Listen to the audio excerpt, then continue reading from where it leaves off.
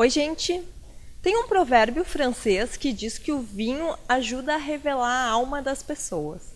Quem vai nos ajudar hoje nessa descoberta é a Janaína Massaroto, que ela é enóloga, sommelier e também atual rainha da Fena Vindima. Como é que é o passo a passo de uma degustação? Então tem a análise visual, a análise olfativa e a de paladar. Então a análise visual, a gente tem ali, a gente vai identificar turbidez, se o vinho ele está límpido, se ele tem brilho. Normalmente os vinhos tintos, a gente analisa a cor, né? Então o vinho que está jovem, ele tem uma cor bem púrpura, uma cor bem vermelha, uma cor bem acentuada. Quando ele começa a envelhecer, ele começa a entrar na gama lá dos laranjas, dos tijolos, ele fica tipo tijolo, perde cor. E os brancos, eles tendem a ganhar cor. Eles são amarelos, eles tendem a ficar mais amarelo palha, um amarelo mais escuro, assim. Então a gente percebe, a gente analisa a cor. Aí tu vai saber se o vinho é jovem, se o vinho está um pouco mais evoluído, se ele está um pouco oxidado. Quando ele está evoluído, a gente chama tecnicamente que o vinho está oxidado. A gente analisa também a graduação alcoólica, porque quando a gente faz o giro na taça, ele forma algumas lágrimas. Então a gente vê quanto mais lágrimas, mais a graduação alcoólica maior. Aí o olfato é a parte mais legal. No primeiro contato que a gente tem com o vinho, a gente vai perceber os aromas primários, que são aqueles bem característicos da uva. A gente vai sentir o cheiro da uva.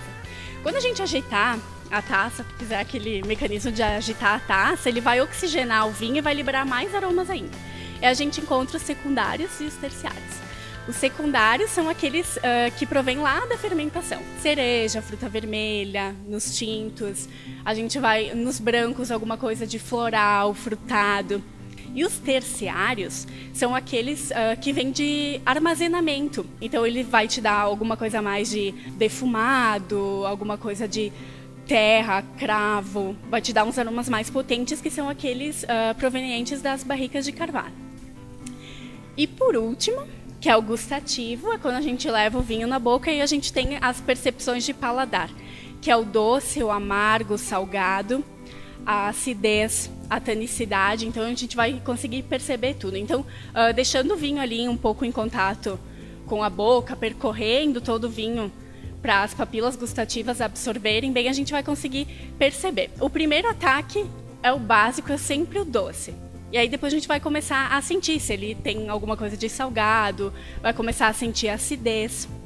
Quando a gente engole o vinho, a gente tem o chamado retrogosto, que é aquele que a gente vai sentir mesmo também. Às vezes o que a gente sente no nariz, a gente vai acabar sentindo depois no paladar, que são as frutas. Nessa questão do retrogosto tem os taninos. Então a gente vê se o tanino está verde, é como se a gente estivesse comendo uma banana verde. Aí ele repunha um pouco, aí a gente consegue perceber.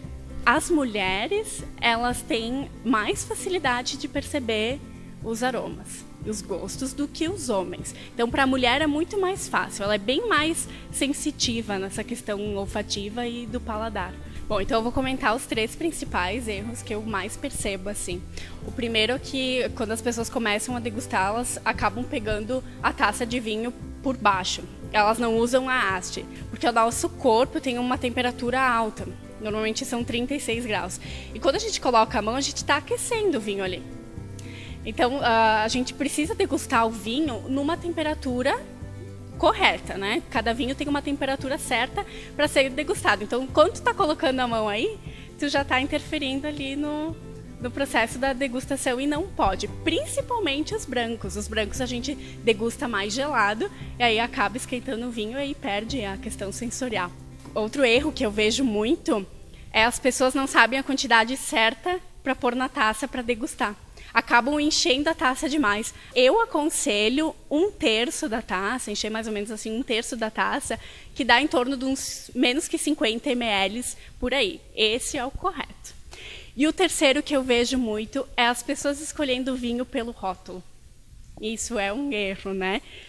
Às vezes nem tudo que é bonito por fora pode te agradar depois, quando tu for beber, quando tu for degustar. Então não vai muito pelo preço, às vezes vai por indicação que é melhor. E aí a dica que eu dou para essas pessoas é começar com brancos, né? Às vezes até um branco DMC, que aí tu coloca, ele tem um pouquinho menos de açúcar, e aí ele vai te dando assim uma introdução lá pelos secos, aí tu vai começar a aprimorar o teu paladar. Então eu digo, começa pelo demi-sec, depois parte para um seco, por exemplo, um branco seco, um chardonnay, um sauvignon blanc, nada muito aromático que possa te complicar assim no início, algo leve, sabe? Um vinho jovem da safra do ano, nada que passe por barrica de carvalho, que seja muito agressivo, que complique ali na hora do paladar.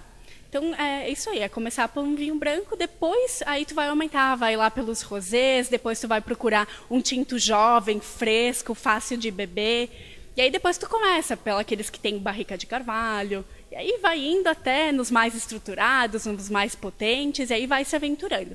É isso, o mundo dos vinhos serve também como uma metáfora da vida, né? Vale a pena experimentar, descobrir que não tem erro, a aventura, o caminho é o que deixa a história toda bem mais divertida. Obrigada, beijo, até a próxima.